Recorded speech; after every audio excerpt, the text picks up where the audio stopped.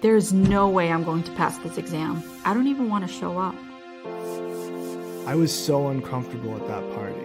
It was hard for me to breathe and I got all sweaty. I had to leave.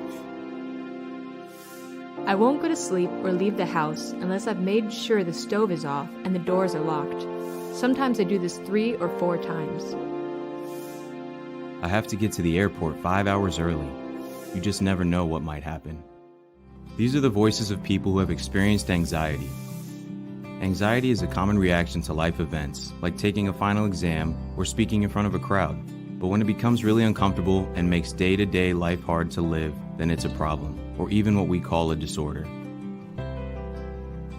I know.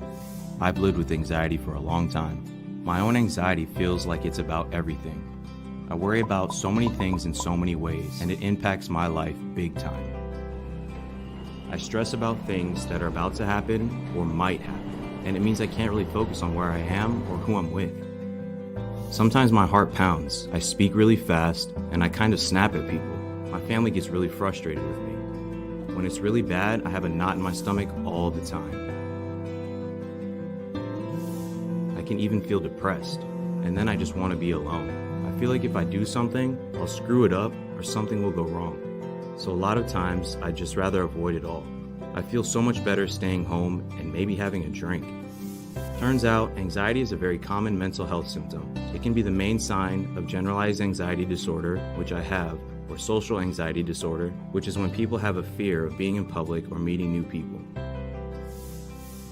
For those of us with social or generalized anxiety disorders, it's really difficult to live the way we want to live. Some people have anxiety about really specific things. They are afraid of heights, snakes, spiders, or something else. These are called phobias, and when people avoid these things, the anxiety mostly stays away. But when people can't avoid their phobias, it is a real problem. Some people experience anxiety and post-traumatic stress disorder, or obsessive-compulsive disorder, which can make people really overcome with anxiety. In these conditions, anxiety can be so intense that people are at risk for suicide, and they use alcohol or drugs to cope, and sometimes their lives feel like they come to a halt. I'm one of the lucky ones. My doctor told me how to get the treatment that would help me, and it did. I understand now what my anxiety feels like, when it happens, and what I can do about it. I learned some great coping skills, and even just naming it keeps it in perspective.